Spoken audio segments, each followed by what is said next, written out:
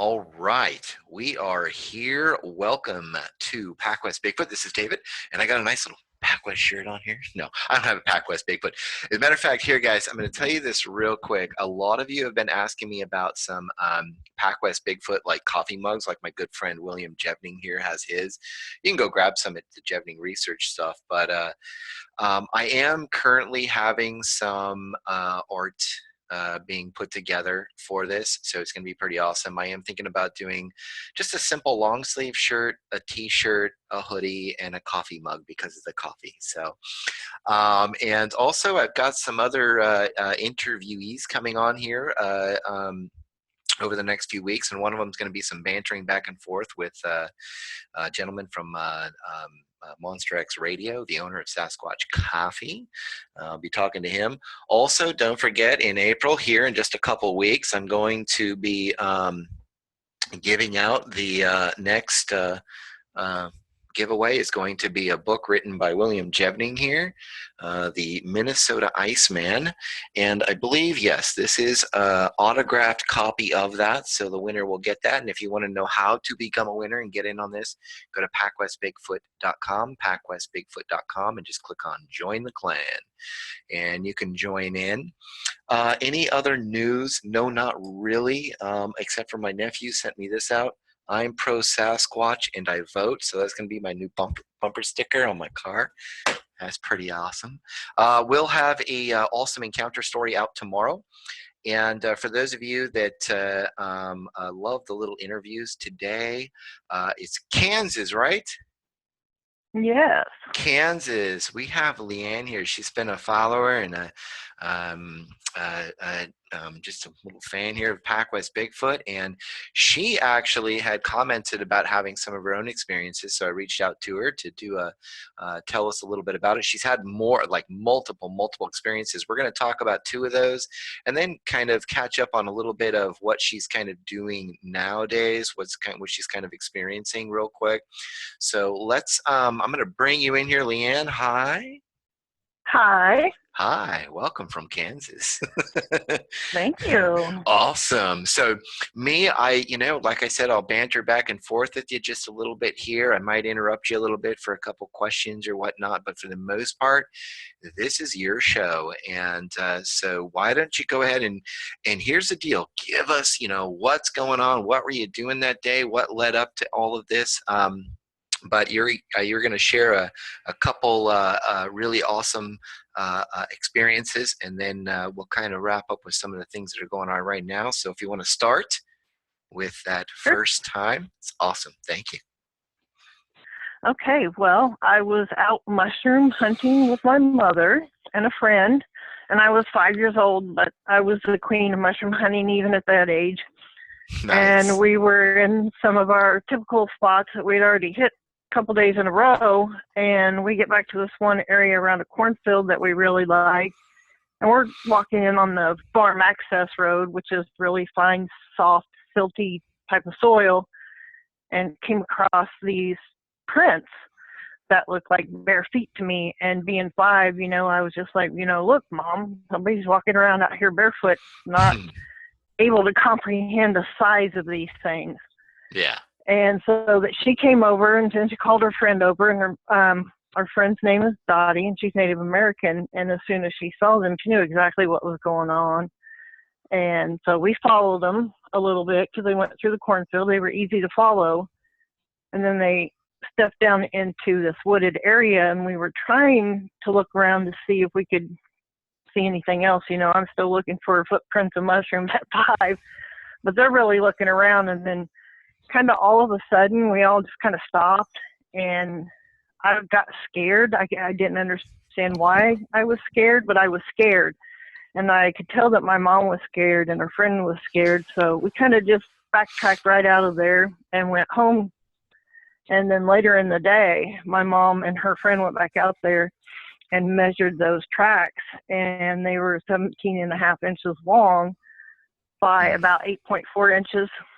And they weren't able to pick up the trail anywhere else around that field, but we, like I said, we'd been there 2 days before that, and there was no tracks, so these were fresh and they were new. within 2 days. So that kind of ends that one, really, as far as, What was what was the environment like out there? Was it kind of wooded, heavy wooded? Well, it was kind of interesting, and you see all these fields normally, and they're just wide open off the road all the time. Mm-hmm. But this one, you had to go in on a little access road, and the field itself was surrounded by woods. Okay. So you had this cornfield and this big patch of timber, which is kind of odd for around here. But, that's just what it was. And, because the land had been worked so much, all the dirt was really fine. And I actually mushroom hunt in that same area still today. And it's still the same conditions. Right now the old corn stalks are in there, and, the ground's soft because we've been having some rain. But I always go back to that. Once we move back down to this area, I always go there. I'm always nice. looking. I always think of Kansas as like, the home of Clark Kent. That flat, here's Martha and them, and they're all this nice flat kind of rolling kind of flat area almost. Yeah. Yeah, and if you drive about an hour away from where I'm at, that's kind of where Kansas starts as far as that flat rolling plains. But up here in the northeast corner and most of the eastern border, because of the water that we have up here, but especially in the northeastern corner, if you don't keep your fields clean, it will be all woods. And that's kind of where I'm at now. Our house is just surrounded by timber. Just like I do have some open field myself because I have a horse. And on each side of me, there's open, but everybody's field's pretty much back up to the woods. And then the woods just go on and on. And then again, there's a cornfield behind my house, probably about a mile away, that's surrounded by timber. And the timber goes all the way down to, we have one, I don't know why they call it a creek, because it really is bigger than some of the rivers I've seen, that travels all throughout the Northeast, and it dumps into the Kansas River. And all along that area is timber. And because the river valley at one time was, I can't imagine what this looked like, but, it's a classic drop down from the cliffs, bluffs down into the flatlands of the floodplain. And there's just tons of caves, systems, and underground rivers and all that kind of stuff in this area. Okay. In fact, my property sits on top of an underground river. You can actually hear it running under the rocks. Oh, wow. So you guys you guys were out and about and saw the tracks and followed them and. Yeah, and, when they stepped off the field, they went into, fairly thick timber. And we do have, like, wild berry bushes and briars and stuff, but there was clearly a path. And I'm sure part of it was a game trail going down to the water because, again, the creek system and the groundwater up here is so big. And I wonder now if it didn't walk down into that waterway, which is lower than everything else, has a path to travel to the next area that it was going to. I've not seen any more tracks in that area.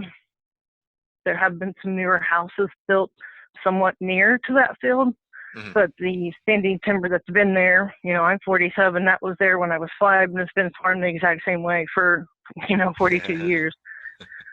And I kind of, I think the squatches like that corn. I think they like so it, too. especially in the harvest time. Well, yeah, I mean, you got creeks or rivers and everything else around there. So that means fish and corn. I mean, you've got pretty much everything you need, and deer. You probably got everything that they need to. Tons of deer, yeah. Yeah. And then but it's not just corn. We grow a lot of soybeans up in this area, and the hard winter wheat and stuff that you can store it forever. Good carbs. Yes. Carbs for the Squatch. And you guys you just walking along, you followed the prints, and all of a sudden just this overwhelming feeling like do you guys feel like you were being watched or that? If I, as a 5-year-old, I didn't know then, but, being able to think back on it, kind of like you're being watched maybe. But when you can tell sometimes when you're around people that they're just not a good person, and you get that feeling that you just, I don't need to be here right now kind of thing. It was like that. Okay. It was really like that. All right. So, Uh, I Oh, don't know if he awesome. was still around, but yeah. Usually when you get that feeling, that means there's something, that pending kind of doom thing or issue or problem, or fear. Usually something's around that you really need to be worried and concerned about. So it probably was. Maybe it was hunkered down, staring through corn or trees. Who knows? Yeah, and it's easily could have been because, like I said, that little creek area dropped down below the field level, and usually our wild berries, at least in this part, are close to the waterways. So things were starting to leaf out at that point. He could have been crunched down behind some blackberry bushes that were pretty close to that area, and we never would have been able to see it. No. Wow. Yeah, interesting. Yeah. So you've also had some visuals, and I want you to kind of walk us through one of the first sightings that you've had of this thing and what you saw. Kind of what led up to it and what you saw at the time. Okay. The first full visual that I ever had happened just a couple years ago. We were in a drought situation up here, and so a lot of our water had dried up. And I have a small spring on my property, and it was so dry in the area that even the spring stopped. Wow. And I had heard my horse. I was in the house, just kind of kicked back. It was late July, early August, really dry, right before the rains came that year finally. And had the windows open, just kind of kicked back and watching some TV. And all of a sudden I could hear my horses running around. And they weren't just like trotting through the field like you get used to hearing that sound, but they were running. And they were not just running to play, they were running away from something. There's a difference, and when you know your animals, you can tell. But then they started snorting and blowing and pawing the ground, so I knew something was wrong. So I stepped out onto my back deck, and I can see the entire front part of my pasture from there, and that's where the horses usually hang out at night, and they were in the uppermost far corner that they could get, and that's not an area that they normally would spend time in. And they were still stomping and blowing. I could tell they were scared, and I'm like, what is going on? So I'm just kind of scanning the pasture, and I get to the area where the horse's water tank is. And God bless it, there was a security light in that area so that I had some illumination to where that horse tank was. And there stood two, not one, but two Sasquatch.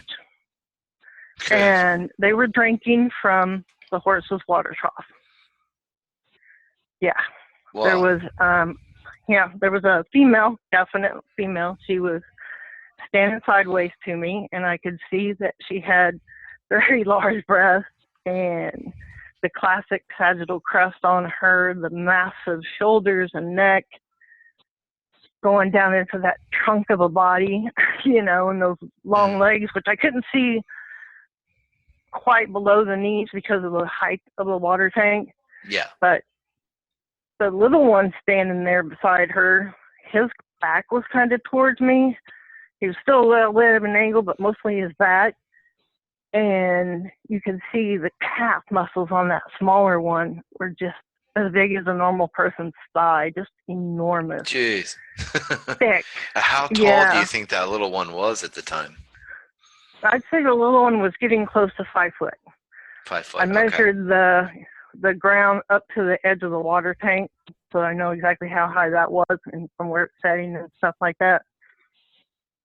And the mama? It's just under. And the mama, I'm going to say she was about 6.5 to 7 foot tall. Okay. Yeah. All right.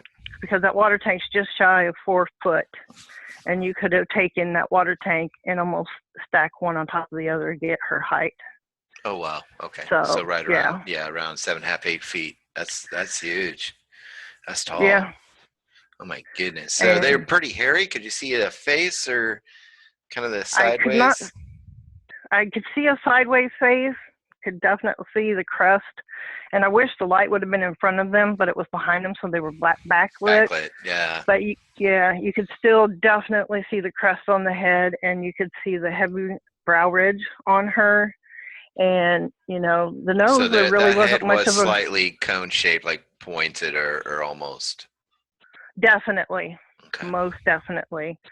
And, you know, that with the light the way it was, you could tell the eyes, you know, were kind of sunk back. And there was a bump of a nose, but it wasn't what you think of as a human nose. There was Okay. nothing beak-like sticking out whatsoever.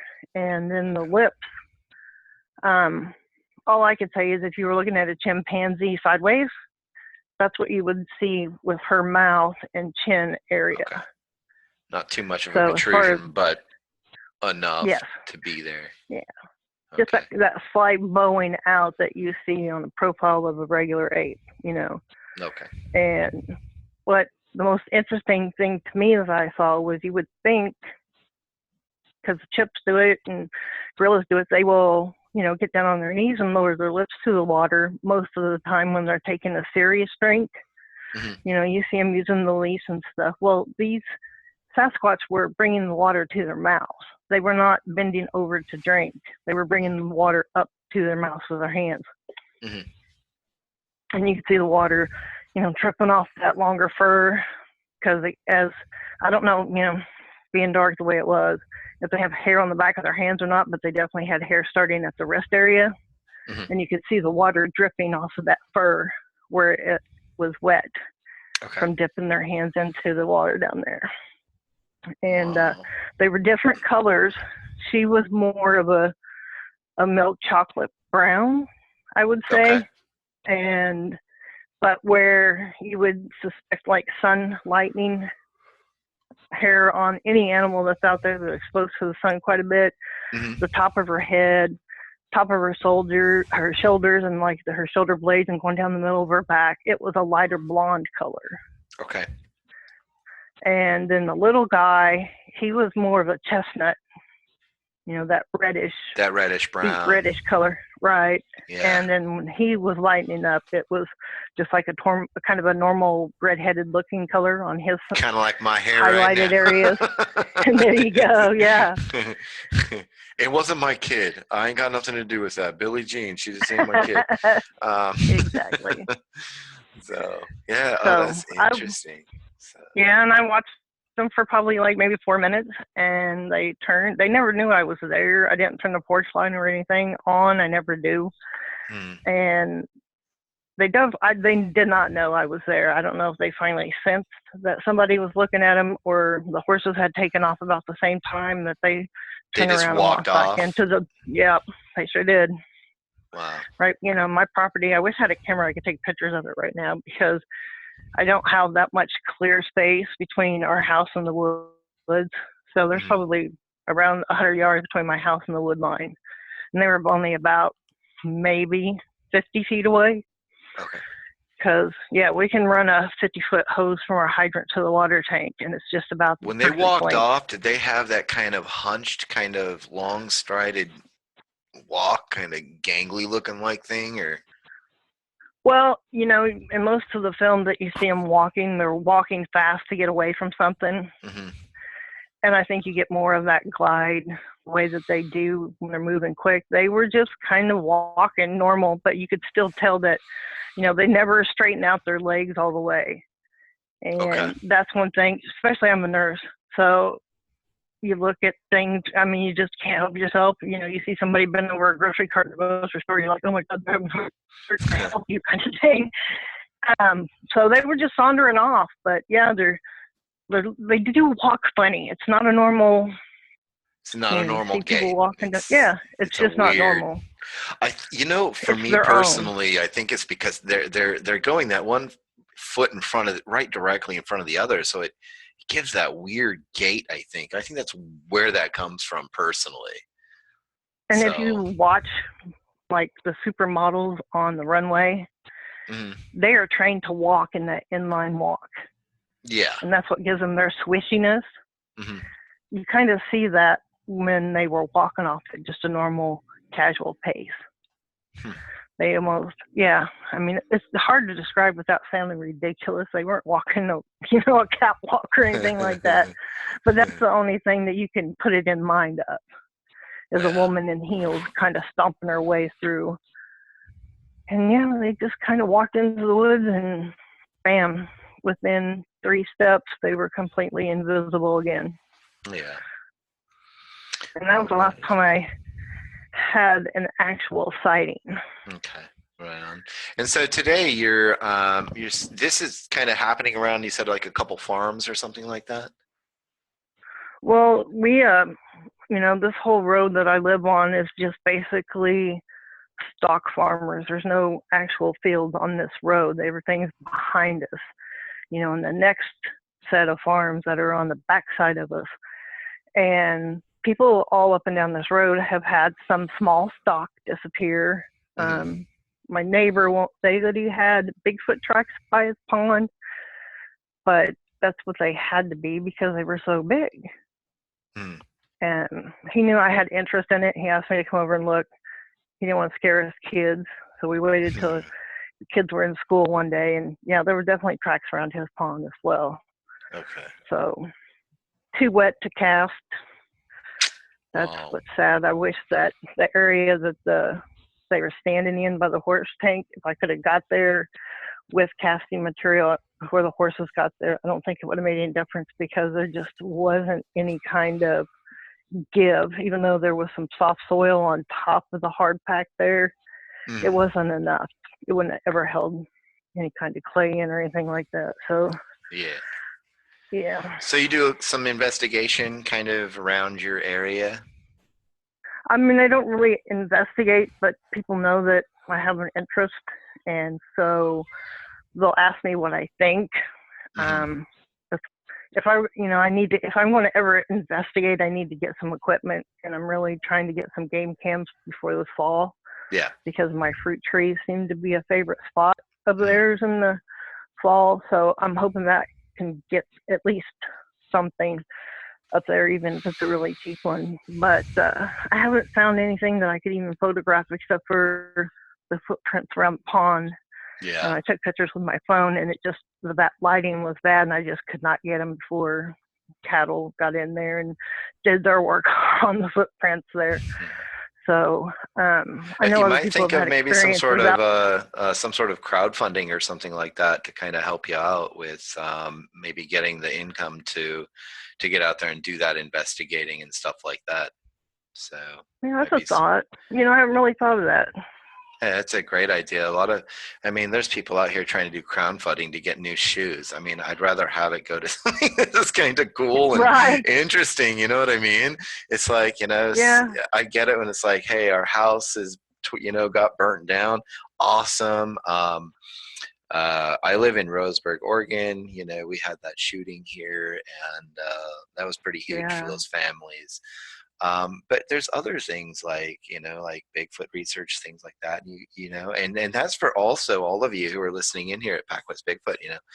Look at that. Maybe it's something we can all do together. Maybe put out some little research hubs out here and start getting some crowdfunding going on to get things, cameras and the things that you guys need.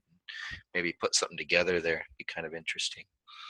So We definitely need a researcher in this area because I've tried to find somebody. The activity that we had at the other farm I lived at was definitely something that could have been documented.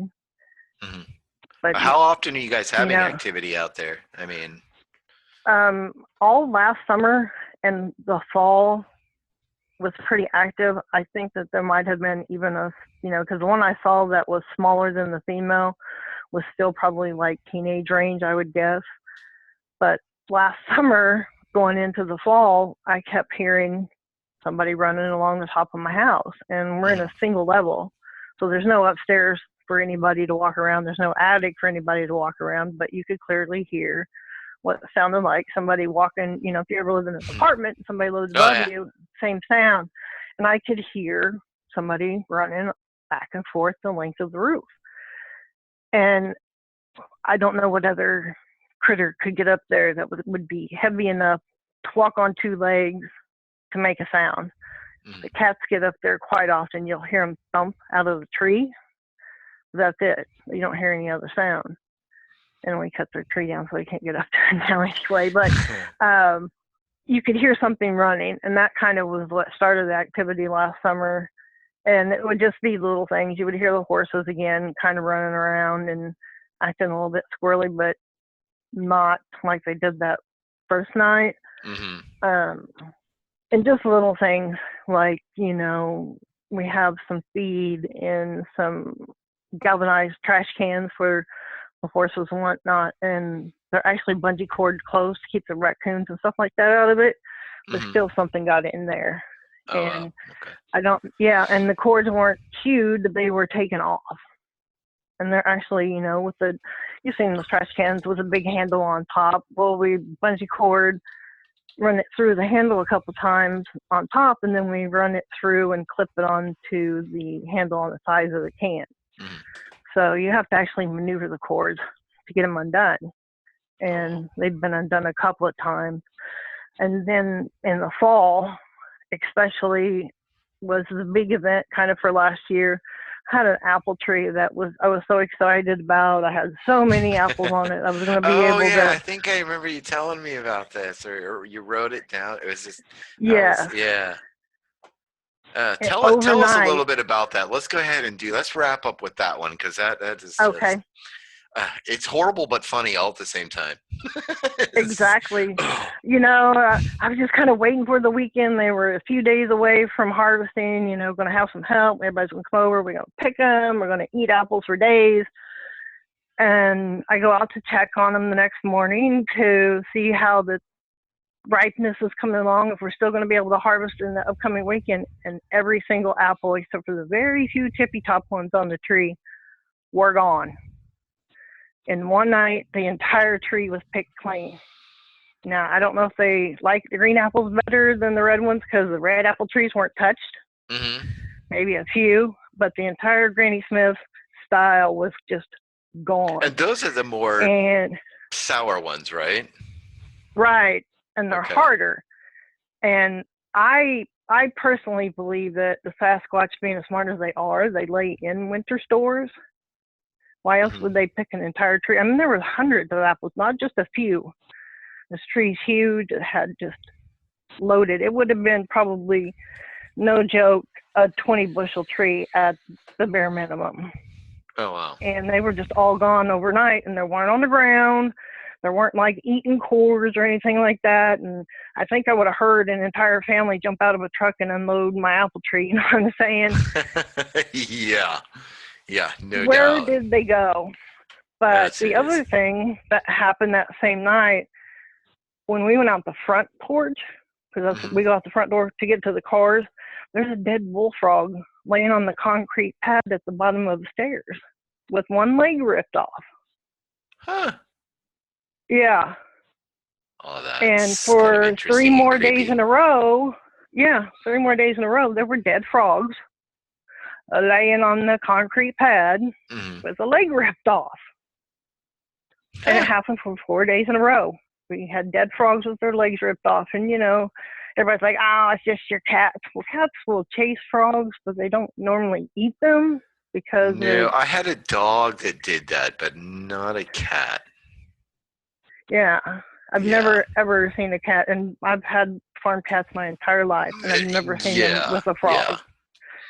And I've had, headless mice gifts or just the mouse head gifts from cats, but never, just the one leg. And it was not eaten off, it was torn off, you could tell. Mm-hmm. It was just clearly, there was no bite indentations, no teeth marks in it, Mm-hmm. which you would normally see if had been gnawed off. It was just pulled off. And so, you hear stuff, you can hear people walking on two legs outside. Now spring's finally come. Our weather's been so weird, but I think it's going to be normal spring now. We had Mm-hmm. 80-degree days in February. That's not normal. But when the windows are open, you can hear bipedal walking Really? in the yard. So, yeah. And, I have a few neighbors that are somewhat, I have one neighbor that lives right across the street, but they are the most introverted people I've ever met. They really want no contact whatsoever with the neighbors. So I don't see them running through the yard. Mm-hmm.